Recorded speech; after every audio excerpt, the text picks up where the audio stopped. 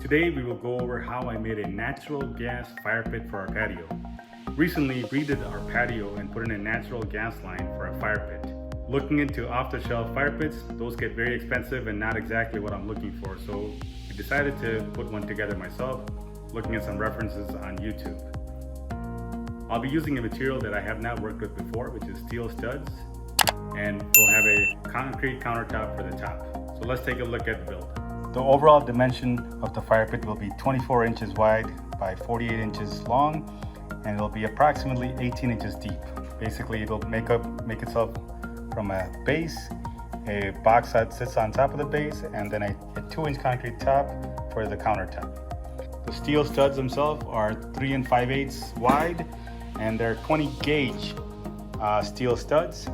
And for fasteners, I'll be using this metal to metal 3/4 inch self-tapping screws.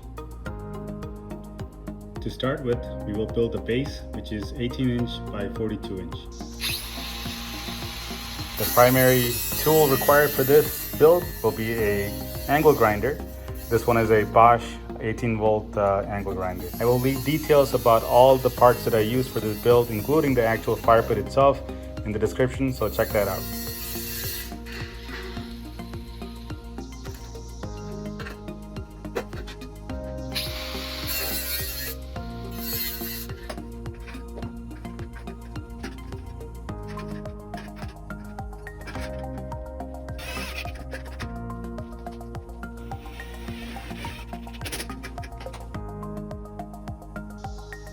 I spray painted the base black, as this will be the only portion of the fire pit that is not covered by some other material.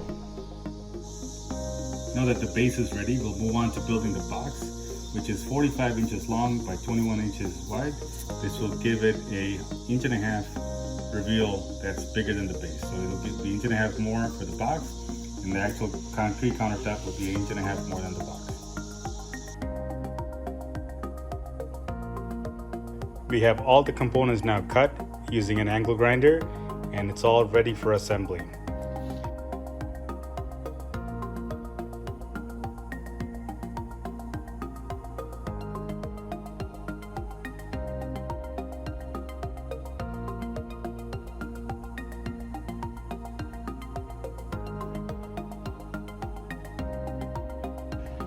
So that the metal studs does not damage the patio itself, I'm going to be putting some Trex panels underneath the fire pit. I will be putting this in as 4 boards that go across the fire pit, because I don't want to close off the bottom and not let any water actually drain out, since some water may get into the fire pit through the top itself.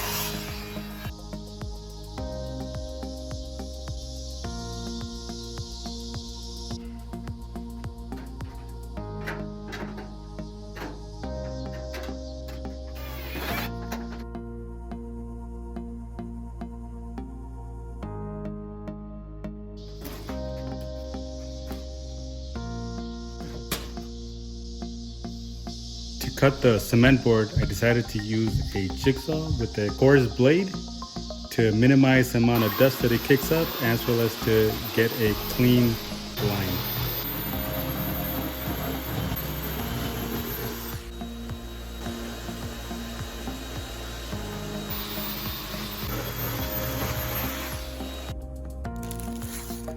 To accommodate for the controls of the fire pit, we need to make a hole at the middle of one of the ends of the fire pit.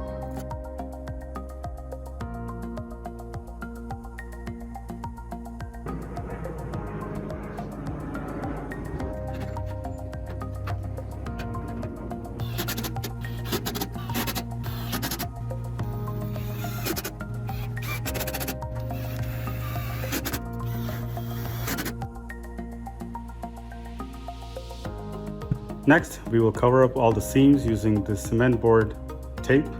It's a fiberglass mesh tape to protect all the corners, and we'll cover that with a layer of Thinset.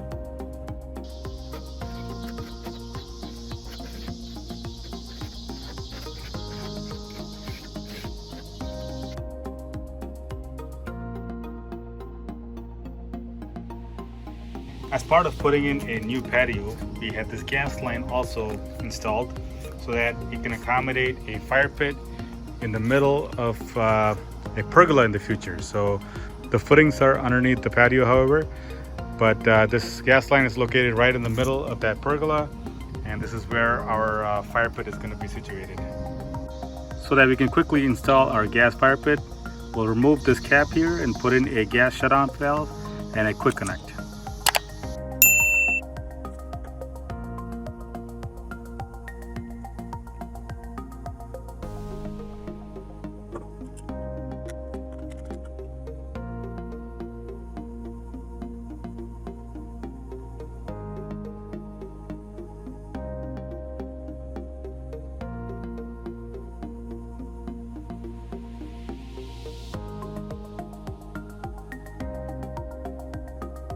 The exterior of the fire pit will be covered using a stone tile. I was able to find a really good deal, so decided to go with stone, and I will use my angle grinder with a diamond bit to make the cuts.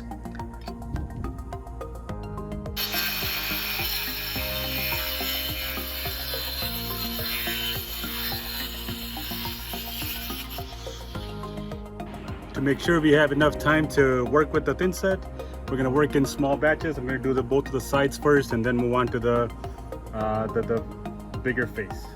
To apply it to the cement board, I will use thinset and a 1/4 inch notch trowel, along with back buttering the tiles itself. Details of all the materials used for this build, including the thinset and the trowel, etc., will be available in the description of the video.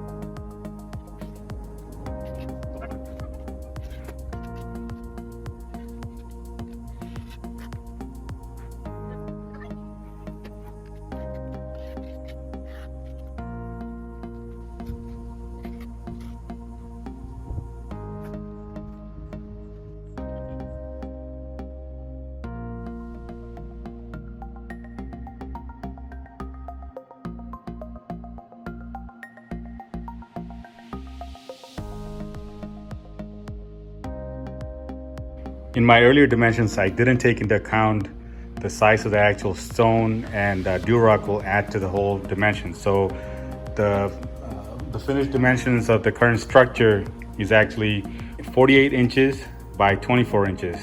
So still to provide an 1.5 inch extension on the countertop, I'm gonna make the concrete countertop as 51 inches by 27 inches. And to do this, I picked up some melamine. This is a 3/4 inch melamine, which actually only measures about 5/8. And I ripped several 2 and 5/8 long strips, which we'll put around to make the mold for the concrete.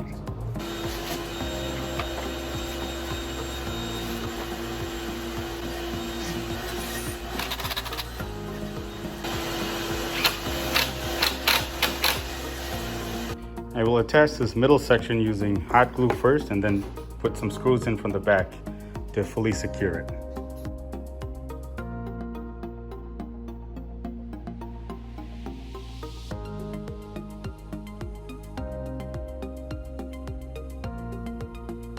The concrete mold is ready to go. It's got the opening for the fire pit to drop into, and it's 2 inches deep all around. So last time I made a concrete counter for a coffee table, I had a really tough time caulking putting silicone on all the corners because it just spread everywhere and it wouldn't come off good. So this time I'm going to try something different.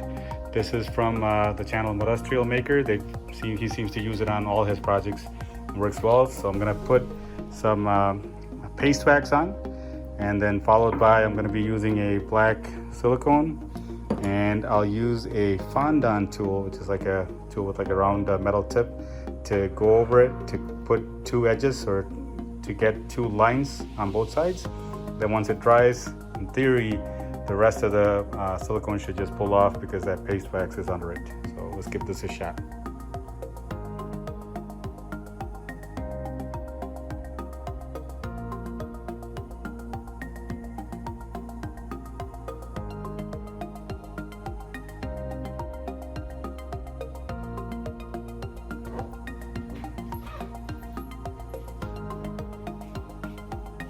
In order to really appreciate how much better of a system this is with the paste wax, and the fondant tool, you had to have done this the old-fashioned way before. This is significantly easier and it comes off so much better, and the lines are so much cleaner.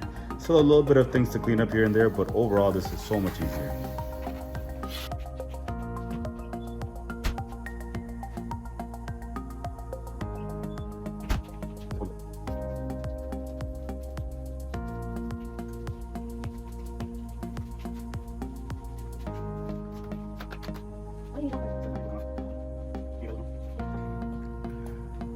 Alright, got everything all set for the concrete pour. There's always a nervous part of the build. Things move fast once you break open the Cementall. So what we're gonna do here is we have everything set up. We're gonna mix it up. I'm gonna add a 1 bag of set control to each of these mixes. That should give us about 15 minutes of extra time to work with. And then I'm gonna pour in 1 bag of the flow control also into each one of these containers, which should make it very liquidy so that it's easy to pour. And we're gonna use this rubber mallet and get all the air bubbles out. And then it should be good to go in about an hour. We gotta keep watering it once it sets up a little bit so that it cools down, it doesn't heat up too much. And in about an hour, we should have something that's structurally ready to go.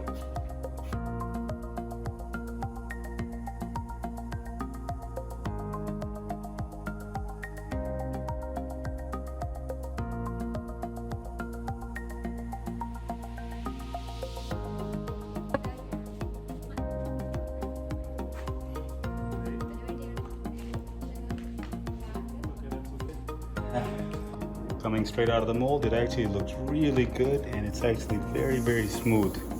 So the Cementall, I think, gives a really good result. Still a little warm.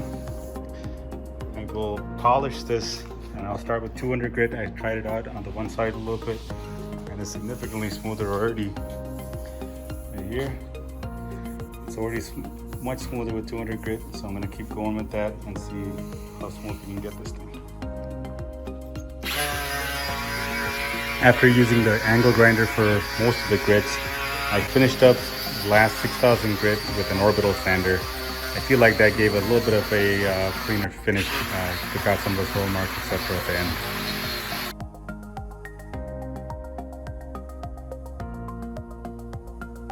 end. Now that the concrete countertop is done, we'll seal it using Cheng concrete countertop sealer. It's a penetrating water-based sealer. It'll give it some UV protection while it's sitting out there in the sun. So reading the instructions, it says to first dilute it 50-50 with water and wet the countertop and put the 50-50 solution on, followed by a 25-75 mixture, and the last being a 100% sealer, and potentially a second coat after that as well. So I'll do this to both the countertop as well as the stone tiles on the fire pit.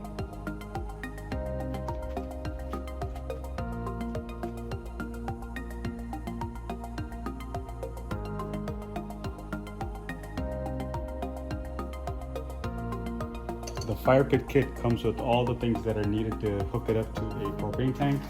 Since we're going to be using it for a natural gas line, you have to get a separate hose for that with the quick connect tip, since I put in a quick connect already into the patio. So we'll make the connections and also do the connections for the starter, and we should be good to go.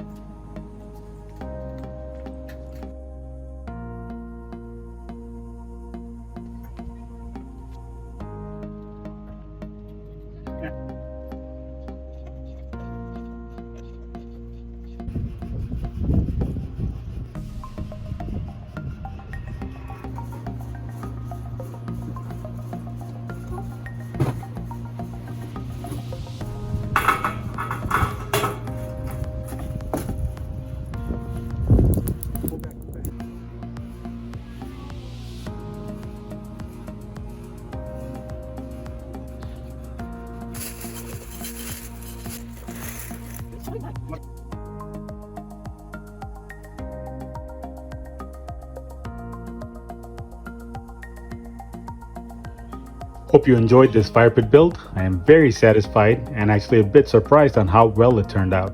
As mentioned in the video, we will be continuing to improve our patio with an outdoor kitchen and a pergola in the future months. Please consider liking this video and subscribing to this channel if you enjoyed this video and also are interested in other improvements around the house that may help you as well. Thank you for your time.